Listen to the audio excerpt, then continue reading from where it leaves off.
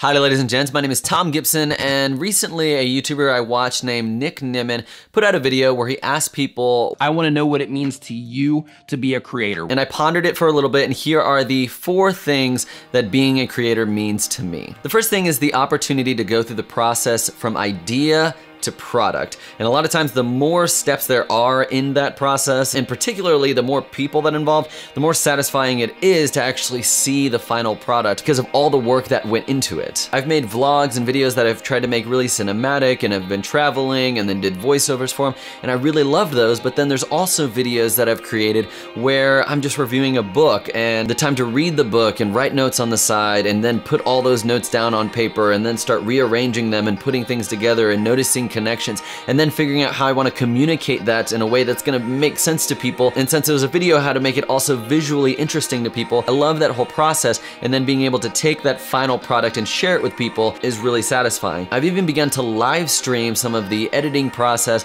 just to share that aspect with other people as well. The second thing being a creator means to me is choosing to create whether or not I feel inspired. There's a Chuck Close quote where he says, "Inspiration is for amateurs, the rest of us just show up and get to work." A lot of times I found that there are projects that I'm kind of interested in, but I'm not super motivated to really get started on them, and then I just begin working on them. And then the process of actually working on it is what starts getting me excited, because then new ideas start coming in that I hadn't really had before I actually started. But sometimes I make a video, I'm not super excited about it, but I know like I want to meet my own deadlines of maybe a video a week or whatever it is, and I end with a video that I don't really feel there's a ton of magic to it. But even with a project like that, there is the satisfaction, going back to point 1, of taking an idea and creating a product out of it, regardless of if it was the most inspired thing ever. And the great thing is that going through that process over and over again, week after week, even on the weeks that I wasn't that inspired or motivated to create something, has refined my skills as a creator. The third thing that being a creator means to me is to constantly strive to keep learning. And what I mean by that is not only learning just the actual craft, but learning more about who I am and what kind of content I want to create. The kind of things that I want to create now is different than what I wanted to create 2 years ago when I started doing YouTube. And a part of that is I've been continually learning as I go, because back to point 2, I kept making videos whether or not I felt inspired to do so. But the more that I made things, the more I kind of found my own creative voice, the more I learned how to say and communicate the things in a manner that reflected me and my personality. But I've also been pursuing new learning in my life. In the last year, I've taken up Brazilian Jiu-Jitsu, I've started to learn Mandarin, I started a podcast, I've begun experimenting with live stream. And so these are brand new worlds and mediums that I get to learn about and begin refining my craft. So all of that gives me new creative avenues, be it creating content about the new things that I'm learning and interested in, or creating content on new mediums that I've never really experimented with before. And the fourth thing for me is, as a creator and as a person of the Christian faith, it allows me to partake in the creative process, which in turn can turn into worship of God, being that God is the ultimate creator, creator of the universe, creator of the world, creator of the human mind, creator of creativity, and all the beautiful things that inspire were created by the ultimate creator. And so the fact that I can partake in this and I can create something, take a bunch of little things and put it together in my own way and create something new out of it, it develops a sense of worship, and it develops this sense of appreciation for the God that I worship. And for me, I feel that's a gift. What I love about this idea of being a creator, it's so easy to talk about being a creator when it comes to the arts, whether it's video or illustrations or music, but every skill and every occupation and every task has the opportunity for creativity. Whether you're a teacher and you're creating a classroom environment that is a positive experience for the students to learn in, or whether you're an accountant that's creating these spreadsheets that are beautiful and efficient and organized and communicate exactly what they need to communicate easily, or whether you're a doctor and you're having to pull all of these different pieces of information to create the appropriate diagnosis to bring healing to somebody. There's opportunity for creativity in any field. So I would love to hear what being a creator means to you.